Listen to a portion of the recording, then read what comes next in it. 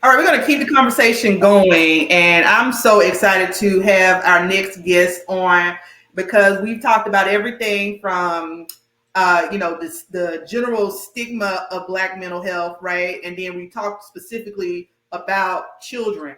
But I want to make sure that we also, because there's always something for women, right? There's always something for us as women. There, the conversation that I was going, we are women leading this initiative. And it's really important for the brothers to be able to have a place in a space.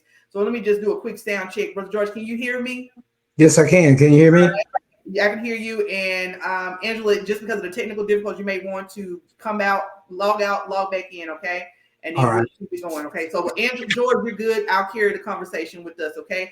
And All so right. it's really important for us to really take time to recognize brothers and some of the challenges that they have. So I want to just quickly introduce Mr. George Brooks. He's a mental health advocate, CEO, and life coach. He is his advocacy area, and I see this brother working when we trying to look in those groups trying to get put on shows and stuff. This brother show up on every post like, "Hey, I'm speaking on Black mental health," and I just happened to see one of his posts. It wasn't even on mine, but I said I'm gonna get that brother to speak at this event because you are hungry for this, and being able to support Black men and mental health and the advocacy work that you do. So I want to turn this over to you to be able to introduce yourself and talk about, we started the conversation off with our passion behind our careers, but engaging us on Black mental health and health disparities associated with Black men.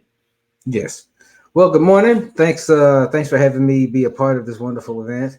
Like I said, good morning to everyone out there. But this will be less of a speech and more of a conversation because Yeah. I think in dealing with black black male mental health, we're not having enough conversations. We're having a lot of people talking at each other, but not a lot of dialogue that's really going to kind of break down the barriers of the things that are keeping us as Black men from pursuing our mental health. Because at the end of the day, if for no other reason, we need to change the stigma and the idea and our approach toward our mental health. Because if nothing else is keeping us broke. So my journey with mental health and what got me into my career, I'm the CEO and founder of my own nonprofit, Metta Association. It was founded about 6 years ago. We deal with Black male mental health, fighting recidivism, and promoting healthy fatherhood. And we've done community programs over the years, food drive once during COVID. We're also working on several programs for this year. So we focus mainly on Black male mental health. And that came from me having my own mental health issues since about the age of 7. And it's been a lifelong thing, raising a young Black male with his own mental health issues has been a challenge. So this is my passion. This is my career. I'm also a in recovery from a 10-year cocaine addiction. So I'm transparent about everything just for the simple fact I want people to really start addressing those issues.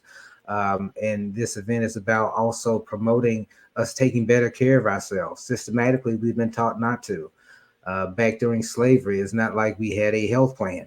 It's not as though we were treated as chattel, as property. So our health was the last thing that anyone was ever concerned with. And that is carried down generationally in terms of how we approach our health.